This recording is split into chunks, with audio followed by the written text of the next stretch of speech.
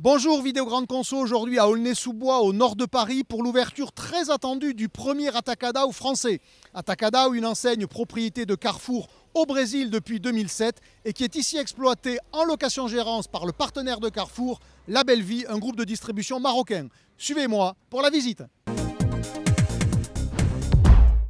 Voilà donc Atacadão, 10 000 m². On est sur l'emplacement d'un ancien hypermarché Carrefour de 16 000 m² à Aulnay-sous-Bois. Donc, quand on rentre par les fruits et légumes, ce que vous voyez ici, ça peut ressembler à un hypermarché assez classique, alors que, en réalité, et dès qu'on se retourne, vous allez voir, c'est clairement un entrepôt, c'est un look d'entrepôt, ce sont des racks qui montent jusqu'à 8 mètres de haut, ce qui a d'ailleurs justifié de refaire la dalle pour qu'elle puisse supporter 8 tonnes par mètre carré. Alors, si ça vous fait penser furieusement à Costco, c'est normal, c'est le même concept de cash and carry, à deux nuances quand même. D'abord, ici, il y a des réserves, il y a 4000 m² de réserves, alors que dans un Costco normal, il n'y a quasiment pas de réserve. Et puis, deuxième particularité, il y a ici des prix dégressifs généralisés, ce qui veut dire que plus le client achète, moins il paye cher. On poursuit la visite et je vais vous le montrer.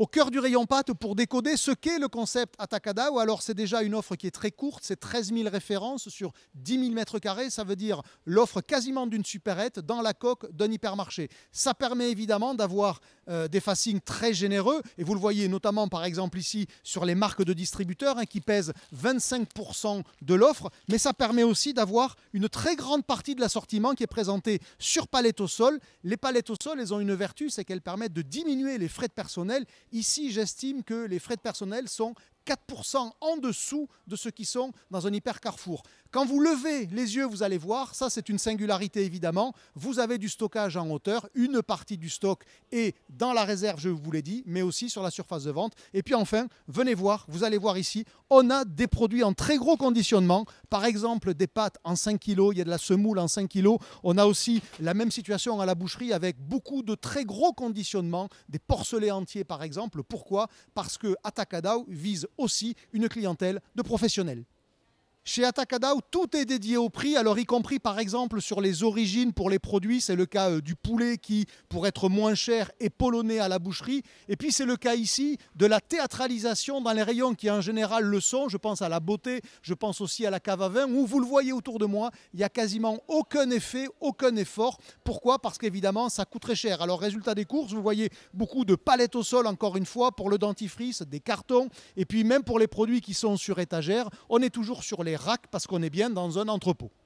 L'une des deux différences avec Costco, c'est donc la présence ici de prix dégressifs quasi généralisés. Exemple, sur la bière Desperado, donc si j'achète le pack à l'unité, je vais le payer 18,51 €. Si je prends 3 packs, je vais le payer 16,33 €. C'est la logique du plus j'achète, moins c'est cher, qui est quasiment généralisée ici dans tous les rayons. Alors, il y a quelques exceptions, c'est notamment lorsque Atacadão est déjà au plus bas prix possible au niveau du SRP plus 10. Vous voyez par exemple cette TG de Coca-Cola ici, eh bien, il n'y a pas de différence suivant la quantité que j'en achète, tout simplement parce que Atacadão n'a pas la possibilité de vendre moins cher que le fameux niveau du SRP plus 10. Atacadão vise ici une clientèle mixte, c'est-à-dire à la fois des particuliers pour 2 tiers et des professionnels pour 1 tiers. Sur une journée normale en rythme de croisière, Atacadão espère séduire entre 6 et 7 000 clients avec un panier moyen d'environ 90 €. Alors 150 € pour les professionnels, plutôt 60 € pour les particuliers, ce qui permet d'espérer donc ici sur 10 000 m² un chiffre d'affaires à terme supérieur à 150 millions d'euros.